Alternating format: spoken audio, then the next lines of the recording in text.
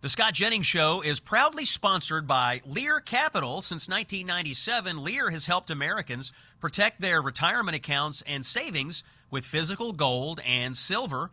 With thousands of five-star reviews and $3 billion in transactions, Lear is who I trust to help me buy gold and silver. Visit LearScott.com.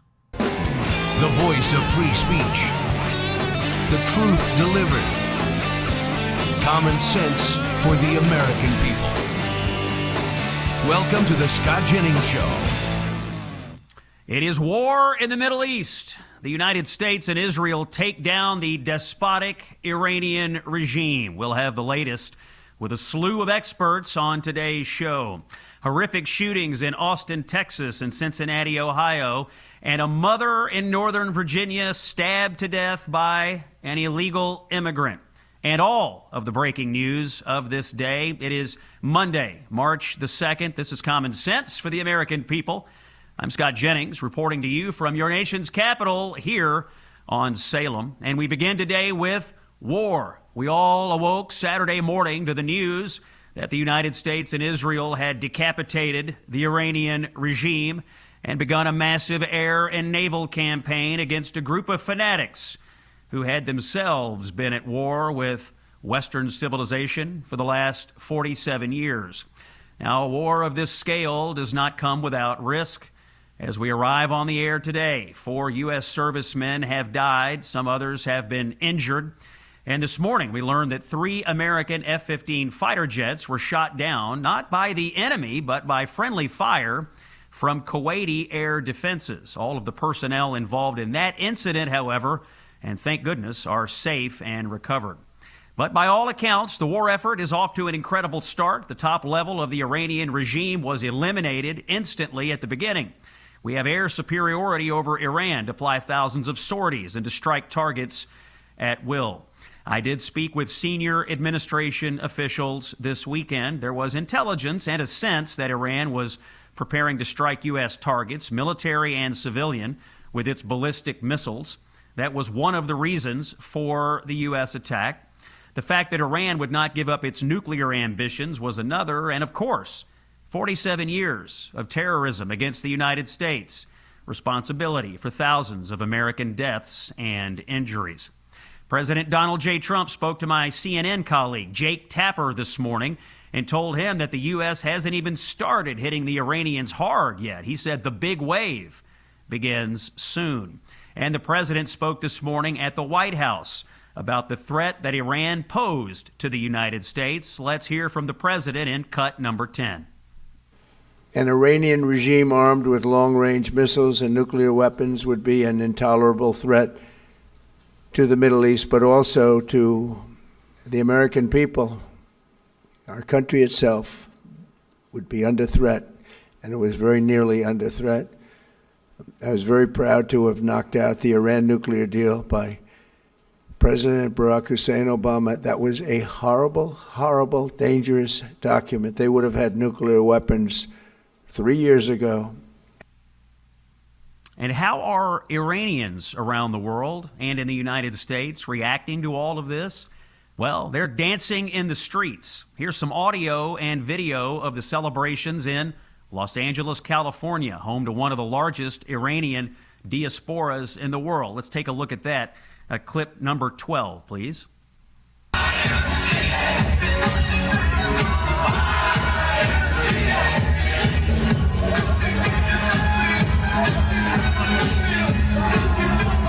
And for our radio audience, what you're seeing in Los Angeles on the streets, people dancing, people waving Iranian flags, not the regime's flag, but the previous iteration of Iran. They're waving American flags. They're waving Israeli flags. They're cheering for our President, Donald J. Trump. On today's show, we have an expert lineup of analysts to break down all of this war coverage. Rebecca Heinrichs is our official national security analyst. She's from the Hudson Institute. She joins to discuss the progress of the military campaign so far. That'll be in about 10 minutes at 20 minutes past the hour. At 33 minutes past the hour, we have Jonathan Conricus, a former spokesperson for the IDF, the Israeli military. He'll talk about the Israeli piece of this. And at about 50 minutes past the hour, how is the media handling all of this? Well, several outlets are disgracing themselves with how they've described the Ayatollah. Maya Sulkin from the Free Press has some outstanding reporting on the media's coverage of all of this. She'll come up at the end of the hour. This show, as always, bringing you the best expert analysis, the most up-to-the-minute news, and the most common sense, insightful commentary on the radio dial today. We'll have more on the Iranian war throughout the hour. There is other news today. Sad news. Let's go to Austin, Texas, where a radical Muslim gunman from Senegal opened fire in a bar in the wee hours Sunday morning. 2 people are dead, 14 more injured. Terrible scene at that location. Incredibly, Austin police responded within 57 seconds. Let's see cut 9 here. This incident started with, again, that calls for a male shooting at Buford's Bar on West 6th Street. Officers immediately transitioned, came over East 6th to West 6th Street, and were faced with the individual with the gun, and 3 of our officers returned fire, killing the suspect. The gunman here is named, you know what? I'm not going to read his name. He doesn't deserve it. But he came here from Senegal. He was a naturalized citizen in the United States. He was wearing a Property of Allah hoodie in a photo released by authorities. Pretty sickening. The feds are looking into whether this can be considered terrorism. Now, in the last few minutes, Fox News has obtained a picture of the T-shirt the gunman was wearing under his Property of Allah sweatshirt, and it had the flag of the Iranian regime on it. In Cincinnati, Ohio, 9 people were taken to the hospital after a mass shooting occurred at a music venue in Cincinnati's East End in the early hours Sunday morning. No arrests so far. No suspects even, as far as we know, but a terrible scene in Cincinnati. And in Northern Virginia, here we go again. An illegal alien has killed an American citizen. The details are gruesome. A 41-year-old mother was stabbed to death at a Northern Virginia bus stop. The alien had dozens of prior arrests for rape and assault, according to the police there. The victim here is Stephanie Minter, age 41, fatally stabbed, allegedly, by Abdul Jallo, a Sierra Leone national. This all happened at a bus stop in Fairfax County. Let's listen to cut number 8, local news. 41-year-old Stephanie Minter died from her injuries. Her family just posting this obituary, describing her as, quote, a beam of light in dark places. Charged in her killing, 32-year-old Abdul Jallo, already well known to police and prosecutors. Court records show the unhoused man had a reputation for violence, an alleged rape in 2018, then a series of 4 alleged stabbings, and more recently, before the alleged murder, 2 alleged assaults. But only once was Jallo convicted and sent to prison. In February of 2023, he stabbed a 73-year-old man so forcefully the blade broke off the knife. That's NBC4 television in Washington on that story. Now, this all comes as the new governor of Virginia, Democrat Abigail Spanberger, has ordered state law enforcement to stop cooperating with ICE to deport violent illegal aliens. And this illegal alien, why was he out of jail? Because of the soft-on-crime policies of Democrats. Folks, the pattern here is troubling. Democrats let in millions of illegal aliens. Democrats do everything they can to stop them from being deported. Democrats do everything they can to let violent criminals of all kinds out of jail. And now a 41-year-old mother is dead, another victim in the Democrats' war on American citizens, on public safety, on law and order, and on our national sovereignty. We have people here in our country. Some are here illegally. Some are claiming asylum. Some have a status of some kind. Some are naturalized citizens. But we do have people in our country that came here, that wish us harm, that wish you harm, that hate America and hate Americans. And the failure to take it seriously, the decision to live this way, It is a choice made by politicians, and it is one that we do not have to continue to make. I'm Scott Jennings here on Salem. Let's get some news about aches and pains. We have a listener story, this one coming in from Keith in Washington, an extremely active man, a former college athlete, a martial arts instructor. He was teaching multiple martial arts classes a day. Over time, his body was wearing down, but after trying Relief Factor, here's the report from Keith. Knee pain nearly disappeared, neck pain dropping significantly, and he was able to keep training and earn his black belt. We have been using Relief Factor in the Jennings household. My dad would tell you it's working for him. He loves it. He doesn't need convincing. He takes it every day. He's noticed a real difference. And so when you use a product and it works, you tend to be happy about it and you tend to want to tell other people about it. That's what's happening here at the Scott Jennings Show. If you'd like to move easier and stay active, my recommendation is try the 3-week quick start. That's Relief Factor's 3-week plan for you. Call 1-800-4RELIEF or visit ReliefFactor.com. When we come back, we'll resume full Iran war coverage. Rebecca Heinrichs is with us here on the Scott Jennings Show. Hey, it's Scott Jennings. You know, I got to tell you, I think nutrition has gotten way too complicated. Every week there's a new powder, a new lab-created formula, some new breakthrough. But here is the truth. We've been told since we were kids to eat our fruits and vegetables. Nobody really had to explain why. We just did it. Because when you eat whole foods, you're getting phytonutrients, those natural compounds that your body uses to adjust, repair, and respond every single day. That's not hype. That's how human beings were designed. That's why I take Balance of Nature. They use a tailored vacuum cold process that stabilizes the phytonutrition in fruits and veggies, so you're getting real whole food nutrition, not synthetic substitutes. Their whole health system includes fruits and veggies plus fiber and spice, 47 ingredients in one simple routine. I take it myself. If you want to fight the good fight, go to balanceofnature.com to subscribe and save today. Join hundreds of thousands of customers in one simple routine that is changing the world. He's the author of the best-selling book, A Revolution of Common Sense. Here's Scott Jennings. It is Monday, March the 2nd. This morning, War Secretary Pete Hegseth held a news conference to brief on the military effort in Iran. Here's part of that, cut number 1. Turns out the regime who chanted death to America and death to Israel was gifted death from America and death from Israel. This is not a so-called regime change war, but the regime sure did change, and the world is better off for it. Joining us now, Rebecca Heinrichs, official foreign policy and national security correspondent of the Scott Jennings Show, also a senior fellow at the Hudson Institute. Find her on the X platform at RL Heinrichs. Rebecca, good day to you. What do you make of the war effort so far? Good to be with you here, Scott.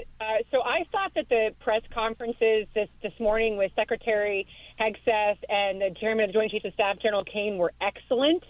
I think that a lot of the naysayers and skeptics who have been saying we don't understand what the strategy is, we don't understand what the war aims are, I think they should be disabused of that. They were very clear that we are getting rid of the Iran regime's nuclear program, whatever is left of it, and their ballistic missile fleet, and we are preventing them from conducting, funding, and supplying Islamic radicalism throughout the Middle East. President Trump also indicated today that we are ahead of schedule, I believe is how he characterized it, in terms of taking out the Islamic Republic's leadership. So I think so far so good. Obviously, I am grieving that we've lost 3 American warfighters, and I keep thinking about their family all day today, and I'm praying that we don't have any more losses, Scott. Rebecca, is it your understanding that we have complete air superiority over Iran? In other words, are we flying around as we see fit and striking targets as we see fit?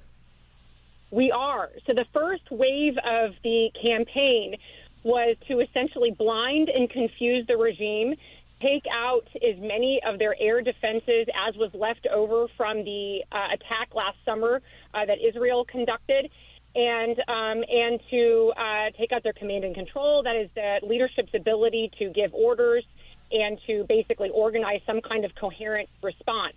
And so now the United States with the Israelis are refueling over Iranian airspace, which is a thing that you only do if you have total air superiority. So, yes, we have accomplished that in the first wave of the strikes. And we've heard the president make some remarks this morning. He called up a few journalists that were thinking about what happens next in Iran. He said something to the effect of, well, some of the people that might have taken over were actually killed in the initial wave of strikes. What did you make of the president's comments on that? And where do you think we're headed here? Obviously, we're in the initial stages of the fog of war, but the Iranian regime, what indications do you see that they are actually getting control of their government? And let me just add one more thing. Do you see indications from any of your sources that the Iranian people are somehow preparing to retake control of their country?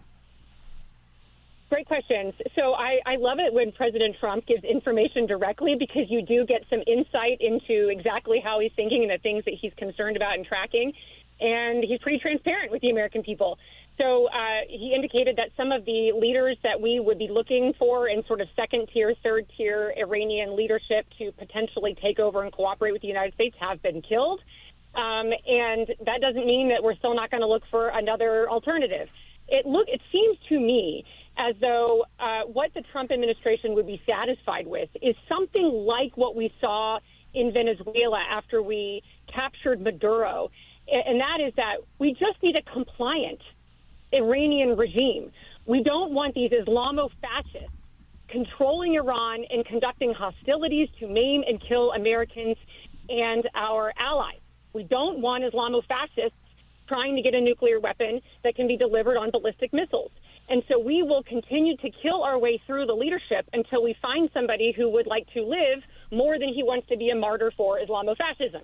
And so I think that the Trump administration has certainly got somebody on the ground in there. I don't know if it's a three-letter agency operating in there or working through a third-party facilitator like Oman, some kind of mediator looking for defections and people willing to cooperate. That voice you're hearing on the Scott Jennings Show, our official national security correspondent, Rebecca Heinrich. She is from the Hudson Institute. Rebecca, if you'll keep your phone on, we're going to keep calling you for the rest of this war effort. It sounds like we may be in for a few weeks of this, but we always appreciate your expert analysis. Thank you for joining us today. We are going to take a break. When we come back, we have an interesting guest coming on, Jonathan Conricus. He is a former spokesperson for the IDF, that is the Israeli military. He is one of the biggest experts on how Israel engages in a situation like this. We want to get their piece of it. Jonathan Conricus joins us next. You're listening to Common Sense for the American People. I'm Scott Jennings on Salem. Stay with us. Common sense for the American people. This is the Scott Jennings Show. You know something? Universities are kind of a bad deal. 6 figures of debt for a bachelor's degree that signals less every year. 4 years spent navigating ideological rules instead of learning how to think. Grades inflated, standards lowered, dissent punished. We call it higher education, but it's mostly expensive daycare with a credential attached.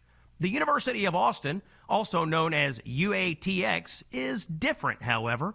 Admissions at UATX are based on test scores alone. No essays, no resumes. Nobody cares who your parents know. If you're smart enough, you're in. UATX students turned down UChicago and fled Barnard to complete a demanding great books core, including Aristotle, Shakespeare, de Tocqueville, alongside real math, science, economics, and AI. Classes are small, professors actually know your name, grades aren't padded, excellence is measured and rewarded. From day one, students work directly with top founders, investors, and institutions, building companies, doing serious research, and landing real internships. And here's the part that changes everything. There is no tuition. Thanks to private donors, every UATX student graduates debt-free.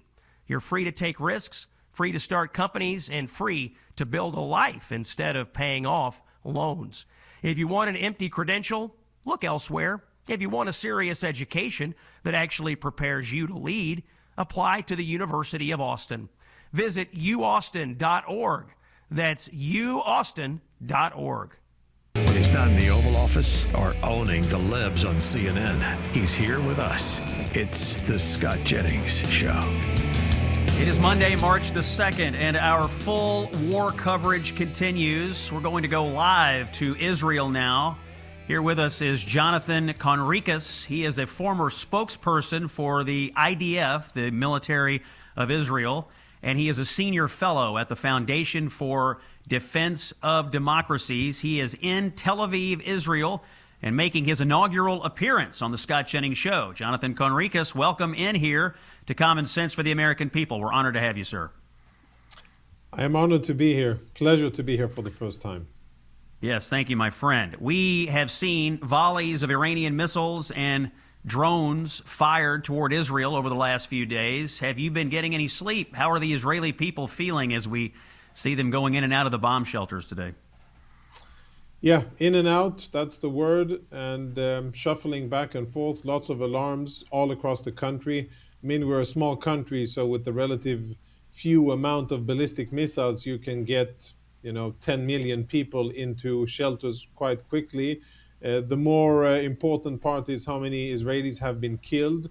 Currently, it is 11 Israeli civilians that have been murdered by Iranian ballistic missiles, 9 yesterday in a mega event where a synagogue actually collapsed, and inside a lot of people were killed. They were in shelter that was under a synagogue, and the bomb hit the synagogue directly, disintegrated, and even the shelter was penetrated. So 9 people were killed there, and then we've had 2 women die in Tel Aviv as a result of missile attacks as well. So I'd say that, on the positive side, it is far less than what we anticipated. We thought that the Iranians would be able to fire more ballistic missiles.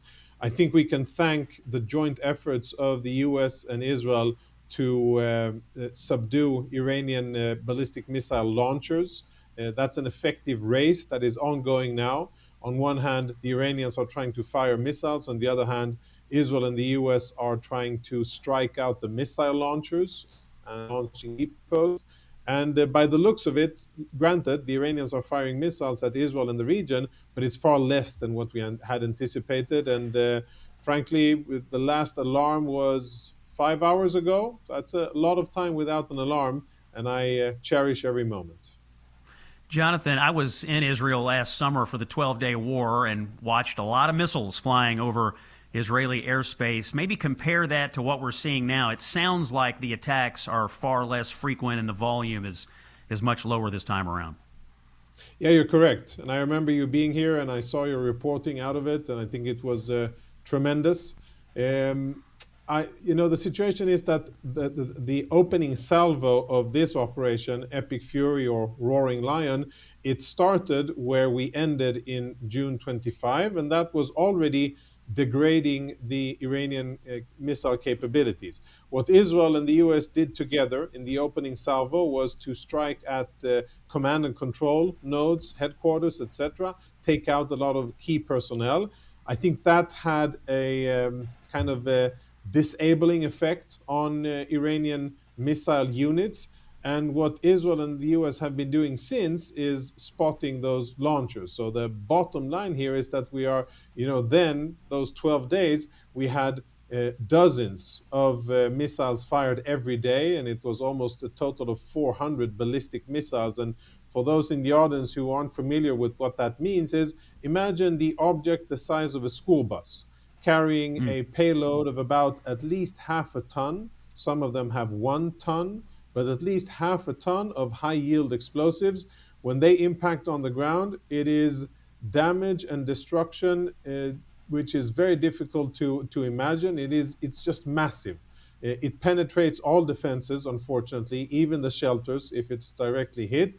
But again, the positive side is that the Iranians are able to fire less. Now, we don't know if the Iranians are just, trying to keep their powder dry and not to run out of missiles, understanding that they have a finite supply, or it's because we've taken out the launchers. In any case, I'm happy that the situation is better than what we anticipated. It is odd to see, when we look at the region, when we see what the Iranians are doing in the region, lashing out firing missiles at 6 or 7 different Muslim countries, and even at European countries, even at Cyprus. They fired both ballistic missiles and attack drones. But we see casualties in Saudi Arabia, in the Emirates, in Kuwait, in Qatar, Bahrain, and even and places like this. So it is quite surprising to me that the Iranians would do this strategic mistake and lash out the way that they have. It's not going to do them any favors. And instead of what I think they wanted to do was to build pressure on the U.S. by applying force on these Arab states and hoping that they would tell the U.S., please stop with the fighting because we can't take the Iranian attack. What's happening is actually the opposite. And these countries are now saying, well, by all means, U.S. and Israel carry on and, all God's strength with you. And we're also going to perhaps participate in the fighting. And that's definitely a surprise. That I didn't have that in my bingo card when I thought how this would play out. Yeah, you bring up my next question, which is the likelihood that we see Arab Gulf states engaging militarily. Do you think we're going to see that here in the next day or two? You know what? I wouldn't have said so 2 days ago, but I think that there's actually a chance, not because, they've found the spirit, leadership, and bravery needed to do so. Maybe that, these countries in the region, they're not necessarily bad, but they're not necessarily known for their combat bravery and their ability to stand up to bullies. They've been cowering under the Iranians for quite a while and, been held safe by the American umbrella of safety that the U.S. Safety and security that the U.S. has spread over them. They have a lot of tech.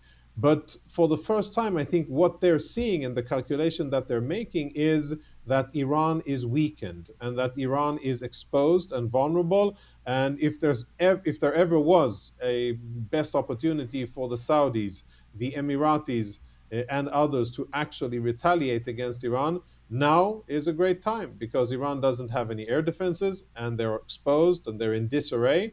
So just, for the books, for the records, it would be a pretty smart thing to do and probably the right thing to do for domestic and political purposes as well for the Saudis and Emiratis. Definitely it's warranted because the Iranians have fired more than 150 ballistic missiles at the UAE. They have fired more than 500 explosive drones and 2 cruise missiles at the UAE. I don't know exactly how many at Saudi, but these are substantial amounts. This is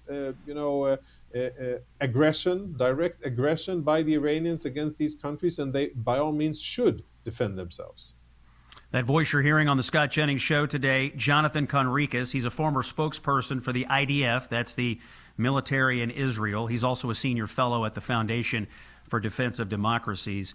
Seems to me that this alliance between the United States and Israel is something we should talk about. And our Secretary of War here, Pete Hegseth, did do that this morning. Jonathan, I'm going to play a clip of Pete Hegseth discussing our ally Israel, and I want to get your reaction to it. Let's play cut number 2. Israel has clear missions as well, for which we are grateful. Capable partners, as we've said since the beginning, capable partners are good partners. Unlike so many of our traditional allies who wring their hands and clutch their pearls, hemming and hawing about the use of force.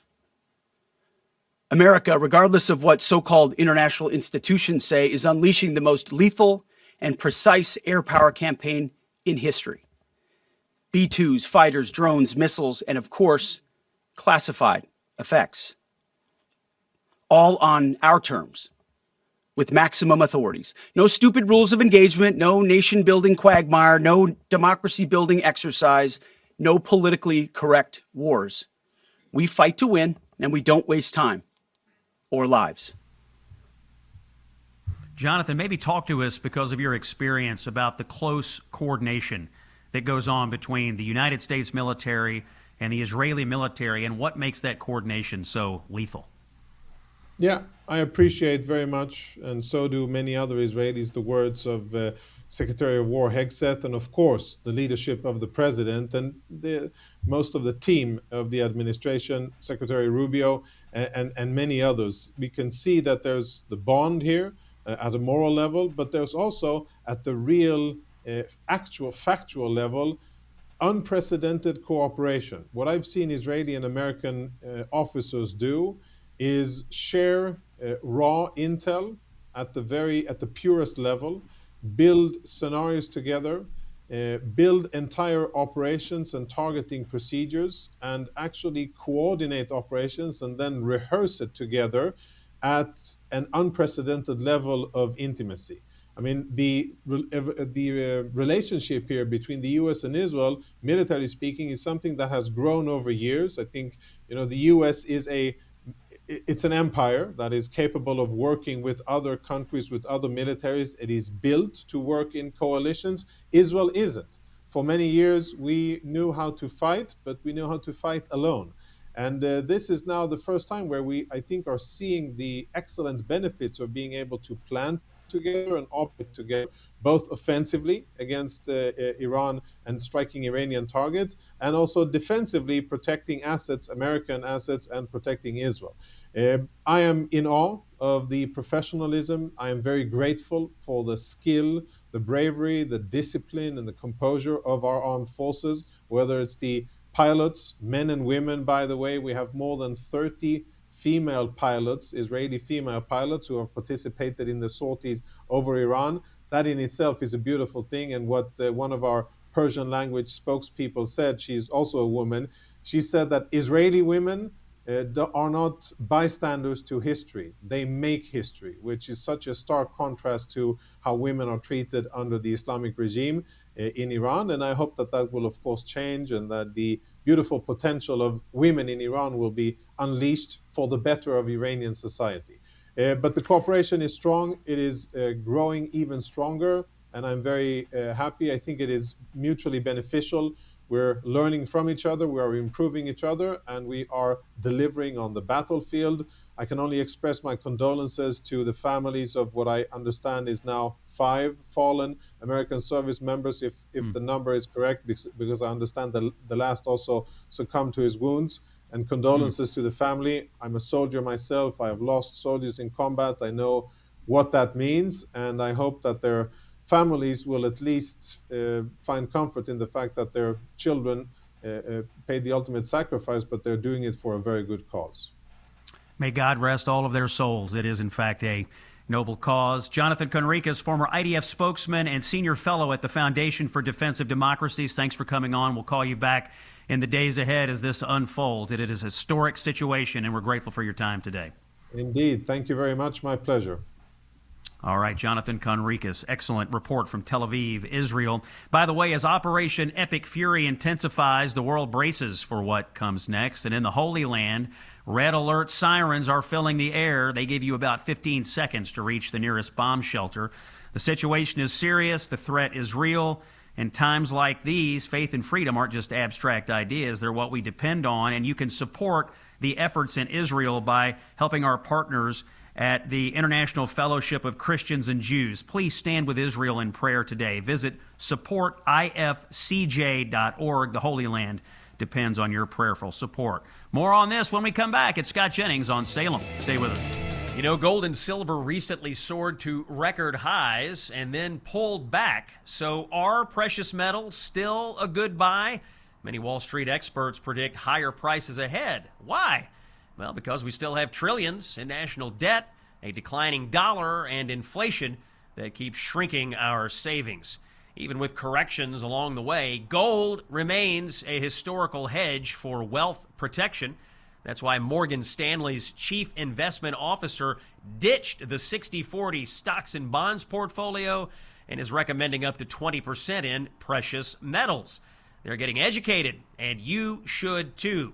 Call Lear Capital at 1-800-880-2424 for your free gold investment kit and learn how you could qualify for up to $20,000 in bonus gold. Lear Capital has over $3 billion in transactions and thousands of 5-star reviews. Call 1-800-880-2424, 1-800-880-2424, or visit learscott.com. You've heard the narratives. Now get the truth. It's the Scott Jennings Show. Monday, March the 2nd, full coverage of the war effort in Iran continues here on the Scott Jennings Show. This weekend, by the way, you may have seen some interesting headlines and reporting from the mainstream media around the death of the Ayatollah. From the New York Times, Ayatollah Khamenei, hardline cleric who made Iran a regional power, dead at 86. Washington Post, not much better. They claim that under Khamenei, quote, Iran did not seek to destroy the Jewish state militarily. He merely sought its dissolution through, quote, popular referendum. The whitewashing of the Ayatollah is already incredible. And Maya Sulkin at the Free Press is all over it. Maya, welcome into the Scott Jennings Show.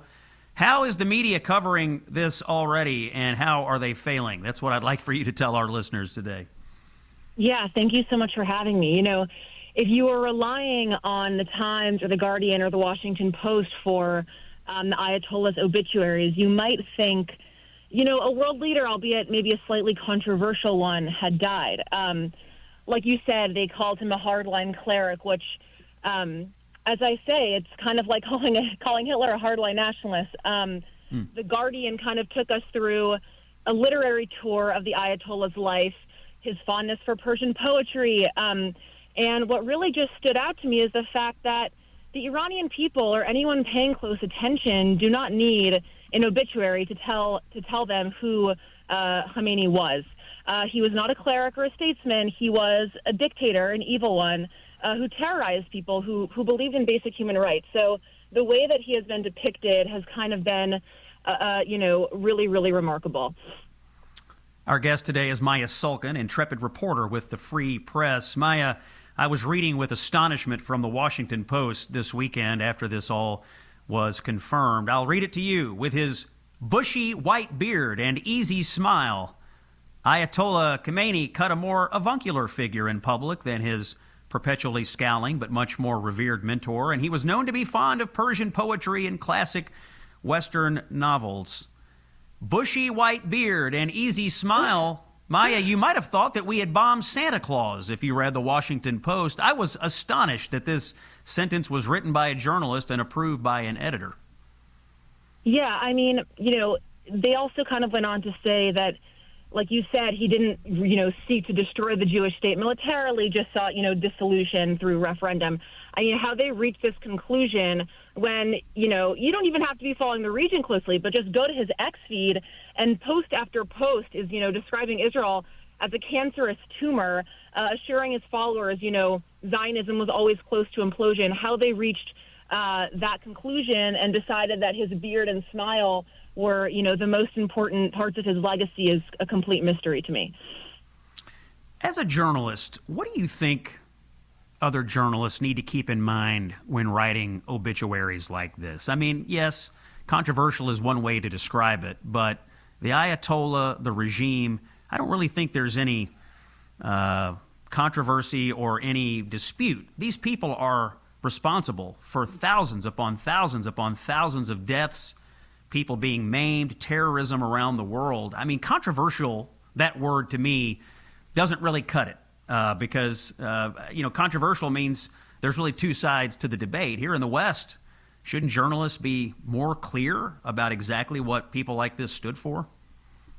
Yeah, I mean, of course, these obituaries are completely downstream of a much larger problem. But, there is not freedom of the press in Iran. And so the idea that there are writers in newsrooms across the world drafting these obituaries as if they can even understand what it is like to live under an oppressive regime is really like a cruel and ignorant blow to the people who have suffered under this regime, which is millions of people who have suffered for decades. And so, like you say, I mean, it's the best read is that it's ignorance, but it's I think that's slightly generous given the fact that, like you say, these are people whose mandate is to know what's going on in the world. That voice you're hearing, making her inaugural appearance on the Scott Jennings Show, is Maya Sulkin. She is one of the best journalists, the best reporters, and you can read her reporting at the Free Press, thefp.com. Her latest story headline, "The Posthumous Makeover of Ali Khamenei While Iranians Danced in the Streets." Major Western outlets dressed up Ayatollah Khamenei as a statesman instead of what he was, the architect of decades of terror at home and abroad. Maya Sulkin, thanks for joining us on the show today. Thank you so much for having me. All right, we'll have Maya back in the future, I am sure. That wraps up hour number one. Hour number two is coming. We'll check the breaking news here when we come back, and more coverage of the war in Iran. It's Common Sense for the American people. I'm Scott Jennings on Salem. Stay with us. If the leftists haven't had enough yet, there's more. This is the Scott Jennings Show. The voice of free speech. The truth delivered. Common sense for the American people. Here's Scott Jennings. Welcome to the Scott Jennings Show. It is Monday, March the 2nd. Scott Jennings, Common Sense for the American people, reporting to you here from our nation's capital on Salem. Quick check of the headlines. A Texas college student has been identified as one of the two victims gunned down by a suspected terrorist in Austin in the wee hours Sunday morning. The victim's name, Ryder Harrington, 19 years old. He attended Texas Tech University. The gunman here from Senegal, wearing a Property of Allah shirt and sporting an Iranian flag. When he shot up that bar in Austin, several other people injured, some still critical. President Trump told my CNN colleague Jake Tapper this morning that the biggest waves of the American war effort against Iran are yet to come, and that we could be at this for the next few weeks. And the Iranians are continuing to fire ballistic missiles randomly into other Arab Gulf states. It seems they're doing more to create enemies for themselves every hour. War does not come without risk. So far, 4 U.S. service members are confirmed dead in this military effort, and may God rest their souls. Secretary of War Pete Hegseth held a press conference on the effort this morning. Here's part of that. Let's listen to cut number 4. Hi, thank you. Cameron Arkin with the Daily Wire. My question is about some of the domestic threats, if any, regarding this right now. Have there been any concerns about Iranian sleeper cells, and kind of what has the Trump administration been doing to kind of monitor these threats? Across the interagency, in full coordination, of course, we're paying attention to any potentialities there. This is a former regime, that seeks to export that ideology and try to sow terror. We're ready for that. We've seen these types of folks before, and the American people can rest assured that we're vigilant on that. And to comment on all of this, we have the Dean of Academics at the Institute for World Politics, a senior fellow in national security affairs at the American Foreign Policy Council, and a former special assistant in the Office of the Secretary of Defense. Please welcome Dr. James Robbins to the show. Jim, you heard Secretary of War Hegseth there. How do you rate his handling of the war effort and his handling of the media so far? Well, I think he's handled the war very well. I mean, we're only a couple days into it, but as the president said, we're way ahead of schedule. So I think Secretary Hegseth has done wonderfully. I think his handling of the media was very adroit this morning. He was avoiding some of the pitfalls that the press were questioning him on certain things like timetables and troop amounts and like acceptable casualties and things like this. And these are the type of questions that establish narratives that will come back to bite you later. You know, if you promise a certain timetable and don't meet it, well, then that becomes part of the discussion. So what he did was he showed that he is going to maintain his flexibility and his agility. Whatever changes on the battle space, our guys are going to react to that. And, the press people just have to report on it and not try to get ahead of it. All right. You spent a decade inside the Department of Defense and teaching at the National Defense University. When you look at the opening 72 hours of the war effort, give us your military view of this.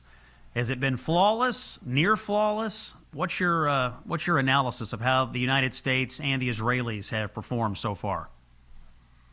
Well, it's been extremely impressive, particularly in how the Israelis and the United States took out the leadership of Iran just immediately, like a decapitation strike immediately. There was no, build up to this, no ramp up, no, crisis. They just did it. And that's impressive. That's fairly new in warfare. And, the fact that we've only taken a limited number of casualties, we don't know how these casualties were taken, but that's impressive in itself. The friendly fire incident with our F-15s, that's obviously not ideal, but it shows the chaos of the battle space. But overall, it looks like an extremely impressive couple of days in which the enemy command structure has been decimated. They're starting to take out the IRGC and the Basij and the internal apparatus of oppression that's keeping the Iranian people down, giving them a chance to have a revolution. And, it seems like everything, as the president said, is ahead of schedule. Yeah, let's talk about what's going on inside of Iran right now. As you mentioned, we decapitated the government.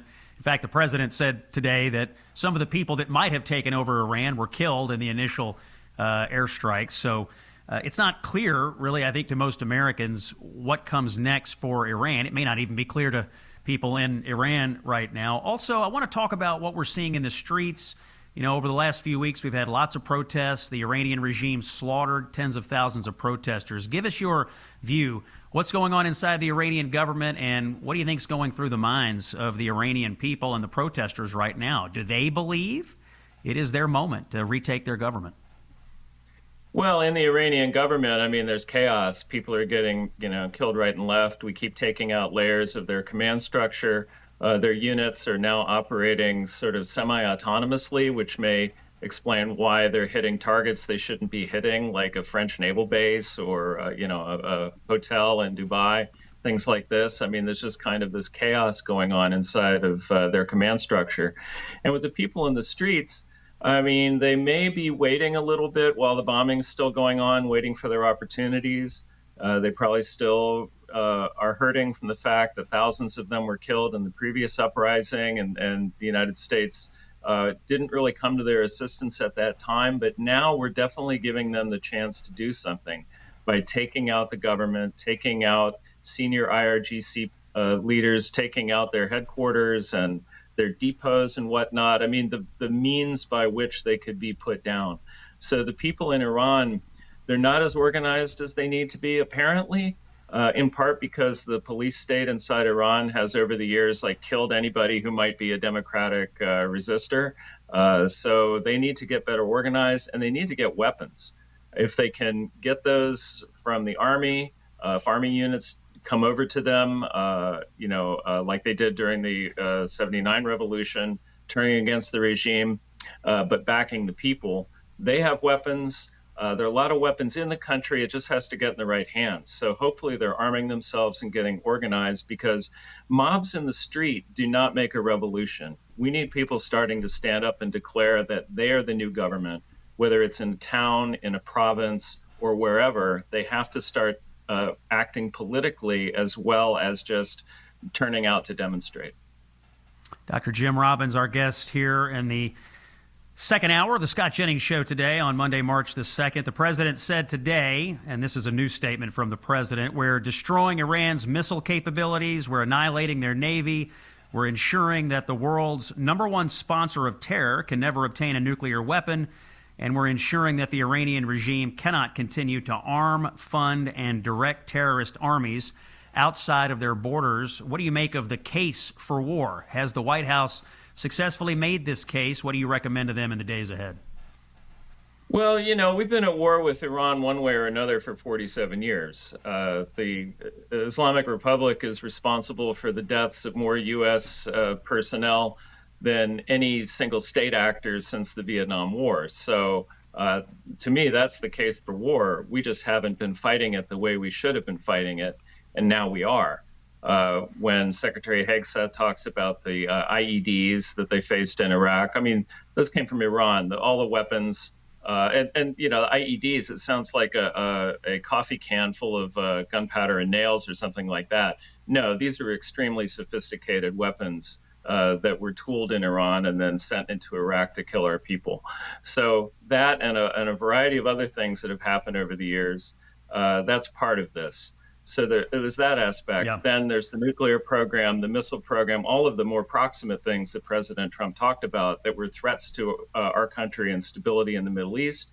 That's part of it, too. Dr. Jim Robbins, Dean of Academics at the Institute for World Politics, Senior Fellow in National Security Affairs at the American Foreign Policy Council. Jim, thanks for joining us. Sounds like we're going to be at this for a few weeks. We'd love to have you back as the war effort proceeds. We're going to take a break. When we come back, we'll hear a little more from Secretary Hegseth at his press conference this morning. It's Scott Jennings on Salem. Stay with us. Fighting the left with the best weapon we have, common sense. This is the Scott Jennings Show. We'll continue our coverage of the war effort against Iran in just a moment. First, here's something every parent needs to hear.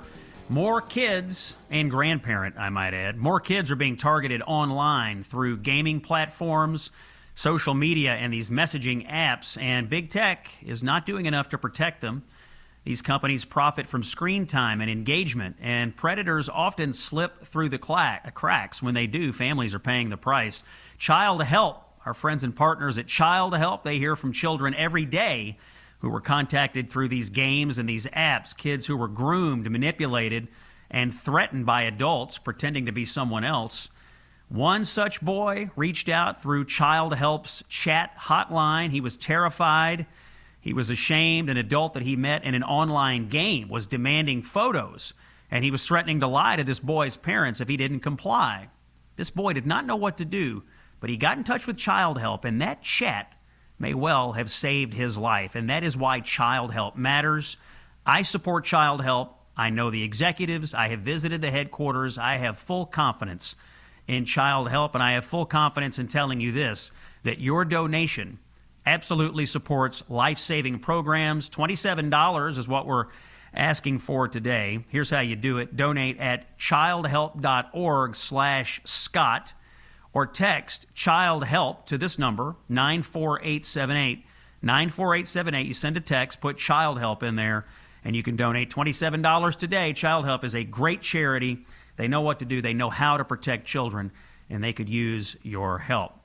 Let's talk a little bit here on the Iranian war effort about one of the heroes of the effort so far. A lot of attention, of course, rightfully on our president, who made a courageous decision, on Secretary Rubio, on the Joint Chiefs, on General Kane, who's obviously doing a terrific job. But there's a lot of hesitance, I think, in the media to heap praise on someone who deserves it today, Pete Hegseth, the Secretary of War. Now, you might remember that Pete Hegseth was someone that the liberal media slandered and smeared for months. During his confirmation, afterwards, they called him incompetent. They called him a drunk. They said he was unfit for the job. A lot of Democrats smeared and slandered Pete Hegseth. What are the results right now? Well, let's see. The Ayatollah is dead. Maduro in jail. Not a bad record for the Secretary of Defense. Last summer, we obliterated and degraded Iran's nuclear capabilities, and we're back at it now. This morning, Secretary Hegseth gave a great press conference detailing the operation and what's to come. Let's start with what might have been the best line of the effort so far. Here's Pete Hegseth in cut number 1. Turns out the regime who chanted death to America and death to Israel was gifted death from America and death from Israel. This is not a so-called regime change war, but the regime sure did change, and the world is better off for it. Really good that our Secretary of War, Pete Hegseth, can give a press conference, make affirmative statements, talk to the media, and he is unafraid to say out loud that we are going to hold our enemies accountable when they come after us. And that is, of course, exactly what Iran has been doing for 47 years, coming after the United States. The President of the United States, by the way, has made some comments today. Let's hear from the President now. Here's cut number 13. Imposes to the American people, and a threat indeed it is. We have the strongest and most powerful by far military in the world, and we will easily prevail. We're already substantially ahead of our time projections, but whatever the time is, it's okay. Whatever it takes, we will always And we have, right from the beginning, we projected 4 to 5 weeks. But we have capability to go far longer than that. We'll do it whatever. Somebody said today, they said, oh, well, the president wants to do it really quickly. After that, he'll get bored. I don't get bored. There's nothing boring about this. Do you agree with that, Pete? I don't think there's anything, Mr. General. I think there's nothing boring about it. Somebody actually said from the media, I think he'll get bored after about a week or two. No, we don't get bored. I never get bored. If I got bored, I wouldn't be standing here right now, I guarantee you that, to go through what I had to go through. What's obvious to me today is that Pete Hegseth, the Secretary of War, is locked in on top of every detail and executing a great effort, and the Commander-in-Chief is in it to win it, whatever it takes to defeat our Iranian enemies. One note before we go to break, we're still planning the cruise this November. If you haven't booked your cabin for the November Gulf of America cruise with Mike Gallagher and myself, I encourage you to do it today. Text the word cruise to 94878. Get your cabin today. We're going to have a great time. Be right after the election. We'll have much to discuss. More war coverage when we come back. It's Scott Jennings on Salem. Stay with us. He's the author of the best-selling book, A Revolution of Common Sense. Here's Scott Jennings. It is Monday, March 2nd. Common Sense for the American people. Scott Jennings here reporting from Salem.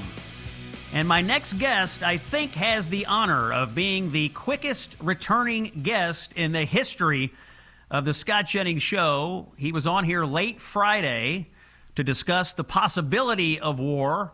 And now he's back today to discuss the war that is underway. Behnam Ben Taleblu from the Foundation for Defense of Democracies. Behnam, thanks for coming back to the show. I believe, based on the timeline that I've seen, while we were on the air Friday discussing all of this, the president was making the decision, giving the orders to strike Iran. You've been watching the coverage throughout the weekend. What are your reactions to the president's decision-making and how it's going so far? Well, it's a pleasure to be back with you, and again, be back with you so soon. But, you know, the president just proved that he is as much commander-in-chief as he styles himself to be negotiator-in-chief. And he took a decisive move. And while some may say it was a gamble, the gamble already seems to be paying off. I mean, there are operations underway, joint operations, I want to stress, American and Israeli, that are designed to defang the regime of its long-range strike capabilities, go after not just the transporter erector launchers that fire these missiles, but the installations that house these missiles, as well as the launchers.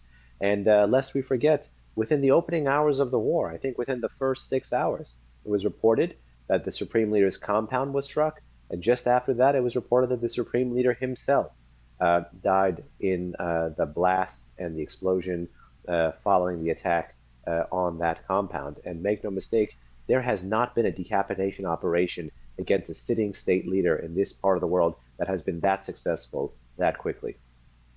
Behnam, the intelligence capabilities here of the United States and of Israel inside Iran are just incredible. I think it was reported that the CIA sort of figured out where the Ayatollah was going to be.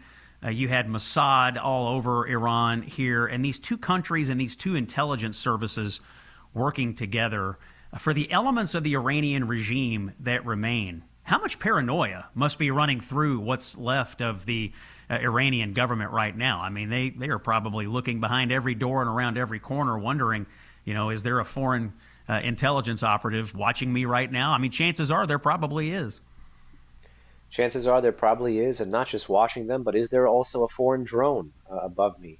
You know, it's not just the coordinating and the planning with their colleagues and partners, where it turns out one of them might be a foreign agent or a foreign asset, or in reality, probably an Iranian patriot who simply just doesn't want to see their country go down the tube and is willing to work with major Western powers to stop the armed forces from burning through the country like they already are. That might be a more proper fit, we could say, for armed forces folks who are defecting or quiet quitting or working with foreign intelligence services than to call them traitors per se, because I think the Islamic Republic is the traitor to the Iranian nation here. And then second, of course, the capability, the fear, the long-range strike capabilities, and the fear that exists due to the drone power, the missile power, the air power of the U.S. and of Israel overhead could even be sensed during the 12-day war. You know, there was even audio of Iranian missile launch teams who were afraid of firing their missiles because it would, signify where they are, and that could have been, one of their last moves on this earth. And that fear, plus that, patriotism, could foster defections, or it could foster quiet quitting, or foster more unit-level individual pressure for opportunism and survival, rather than continuing to carry out the fight. Because lest we forget, this is a regime right now that is headless, but that is still fighting. There is not a commander-in-chief at the moment.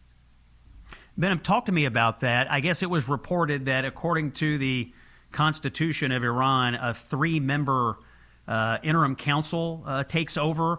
How does it work right now for them? Do they have effective control, decision-making control of the Iranian military? And maybe tack on to that this issue. I'm kind of stunned at Iran firing all these missiles indiscriminately into other Arab states in the Gulf, striking civilian targets. They seem to be creating enemies for themselves by the hour. What do you make of all that leadership, command and control, and the decision-making going on with Iran's remaining military capabilities?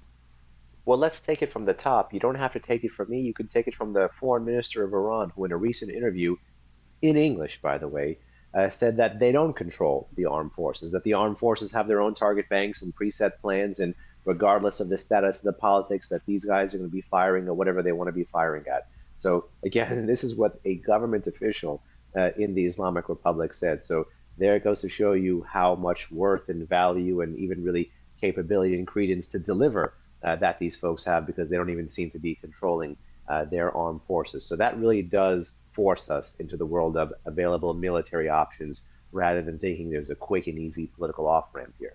The second thing about command and control, while the focus is indeed on the Leadership Council to assume some of these major executive functions, and that Leadership Council is composed of the President, Pezeshkian, this other cleric, Ali Reza Arafi, who we can get back to talk to. Some people have said he could be a potential Supreme Leader successor. Some people say he's more of a pliable face for the hardline national security deep state.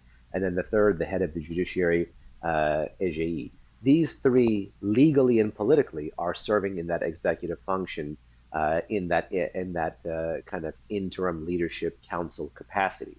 And they will be doing this up until the next quote-unquote Supreme Leader is picked by the Assembly of Experts, which is a body of folks that the Supreme Leader has helped to steer their activities through, even though they were supposed to be monitoring his activity during his time in office. Suffice to say, the name we haven't mentioned and the institution we have not mentioned is Ali Larijani and the Supreme National Security Council today.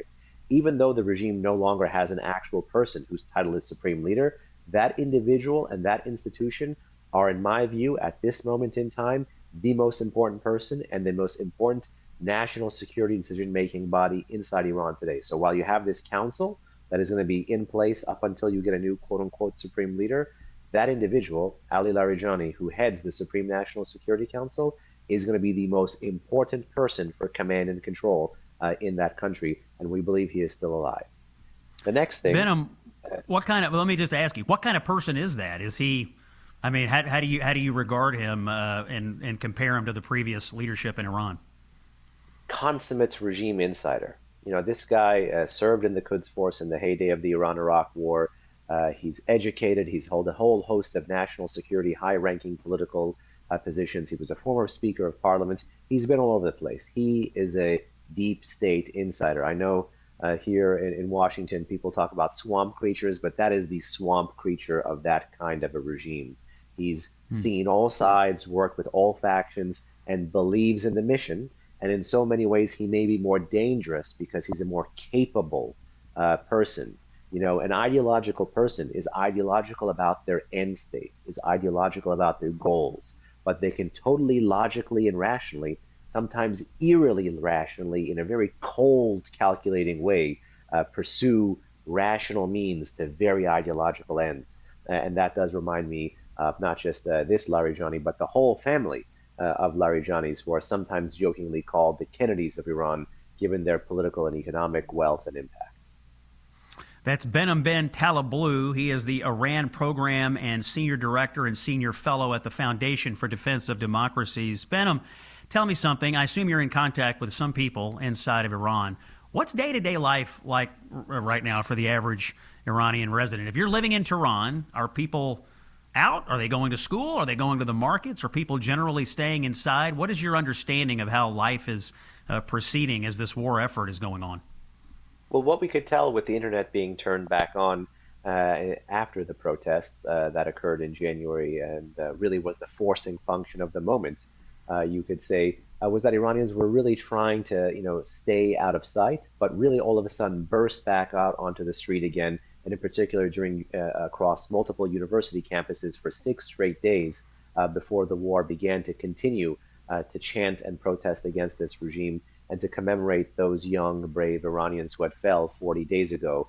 And they memorialized and eulogized and commemorated them. And in so doing, they actually fought, pushed back, a lot of, quote unquote, street fighting on university campuses between pro and anti-regime folks in that country. So it was a small microcosm of the state and society there on Iran's university campuses. But elder folks, middle-aged folks, a lot of folks were trying not to be seen, trying not to risk the ire of Iran's increasingly policing and patrolling national security deep state, and in particular their security services. That has changed in the outpouring of celebration and felicitation of the news of Khamenei's passing, because as you know, once the conflict got underway and a lot of strikes, even in around urban centers, were felt, people in Tehran, because they remember the 12-day war, tried to flee. And Tehran is the country's capital. Greater Tehran plus the suburban areas has a population of 15 million on a day-to-day during working hours. A little bit less, 10 to 11 million if you just count Tehran proper. Many of them fled to the north or to some of the provinces during the last war. So you saw that behavior again, but then you also saw road closures due to dancing and, again, felicitations that the regime could not control once the supreme leader had been announced to be dead. And these felicitations and parties went into midnight even Tehran time. Ben, one piece of sound just into the Scott Jennings Show I want to get your comment on. This is the NATO Secretary General, Mark Rutte. This happened on, I believe, Fox News a little while ago. Take a listen to what he had to say, and I want to get your reaction as we wrap up here. Cut number 7, please. First of all, say that my thoughts are with the service members, the U.S. service members who made the ultimate sacrifice over the last couple of days. And let me also say that the commander-in-chief, the leader of the free world, President Donald J. Trump, I really commend what is happening here. Taking out Khamenei, taking out the nuclear capability in Iran, but also taking out the ballistic missile program in Iran. This is crucial. And what I see in Europe, I spoke with all the key European leaders over the weekend, is widespread support for what the president is doing, and also making sure that when it comes to logistics, access, defending key U.S. interests in Europe and in the region, the Europeans are really stepping up. Benham, are you seeing good, solid, proper international support for what the president is doing? 30 seconds. The support is growing. Obviously, we'd always love to see more from Europe, but let me just take the UK as a small microcosm. They were a lot more skeptical about this moving into it, and there was a lot of room for improvement in their regional policy. But look, push comes to shove, it's the Islamic Republic that has actually pushed the Europeans, the E3, and in particular the UK, into our embrace. They are now officially going to be allowing Americans to use their bases to stage operations to go against the regime's missile program. Benham Ben Talablu, Iran Program Senior Director and Senior Fellow at the Foundation for Defense of Democracies. Benham, I'm sure we will see you in the very near future as the war effort unfolds. Thanks for joining us today. Quick word from our friends at the International Fellowship of Christians and Jews. We're watching Operation Epic Fury intensify in the Holy Land. The sirens are filling the air. When they fill the air, you have about 15 seconds, by the way, to get into a bomb shelter. It is a serious situation. The threat is real. And in times like this, freedom and faith are not just abstract ideas. They are what we depend on. And at times like this, the International Fellowship of Christians and Jews is on the ground. They're preparing large-scale distributions of life-saving food and first aid. They help ensure that hospitals and emergency rooms and shelters are stocked with these supplies. If you want to join Christians and Jews around the world in praying for Israel and in helping the effort, I encourage you, please visit supportifcj.org. Supportifcj.org. Visit them today. We'll wrap up the show when we come back. A few thoughts on what Democrats are saying. I'm Scott Jennings on Salem. Stay with us. The fighting for free speech and Western civilization. This is the Scott Jennings Show. Home stretch here on Monday, March 2nd. We've had a big show today, thanks to all the experts and analysts who have come on to talk to us about the American and Israeli war effort against Iran. A lot of people, by the way, having a lot of debates out there about, does the President of the United States need authorization to do this? Should he have gotten authorization from the Congress? You know, I was thinking back to the Obama administration and wondering, did Barack Obama need authorization to attack multiple countries with the drones and the bombs? I mean, thousands of attacks. And I thought, who better to consult? What expert better to consult on this than the Speaker Emerita herself, Nancy Pelosi? Let's take a listen to what she had to say back then in cut number 11. So, Madam Speaker, Madam Leader, you're saying that the President did not need authorization initially and still does not need any authorization from Congress on Libya? Yes. Thank you both. Thank you all very much. Oh, wow, interesting. Speaker Pelosi saying Obama didn't need any prior authorization to attack Libya? Interesting to know. The Democrats, by the way, it seems to me, are setting themselves up politically for failure, because if you look at the statements of a great many of these Democrats and the candidates who are running for the House and the Senate this year, they appear to be taking a line that makes it seem like they're basically cheering for American failure, that they are anti-American. Somehow they are aligning themselves with the Iranian regime, the regime that has attacked America and Western civilization for 47 years, killed and maimed thousands of American military personnel and other agents of the United States, have funded terror around the world. The masterminds, architects, and funders of October the 7th. Why are Democrats aligning with those interests instead of what's in the best interest of the United States? I mean, look at George Conway. He's running for Congress in New York. Here's his comment. Perhaps the terrorist state with nuclear weapons is, checks notes, the United States of America. This is a Democrat candidate for Congress calling the United States of America a terrorist state. Jack Schlossberg, part of the Kennedy family in New York City.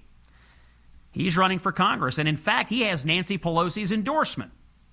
His comment, we need regime change in the United States. He referred to the U.S. government, the popularly elected government, national popular vote, and electoral college, as a regime. We need regime change, according to Democrat candidate for Congress, Jack Schlossberg. What are other Democrats saying? Well, Zoran Mamdani, he put out a statement. I guess he was monitoring the situation there from his perch as the mayor of New York City. He said it was a catastrophic escalation in an illegal war of aggression. Bombing cities, killing civilians, opening a new theater of war.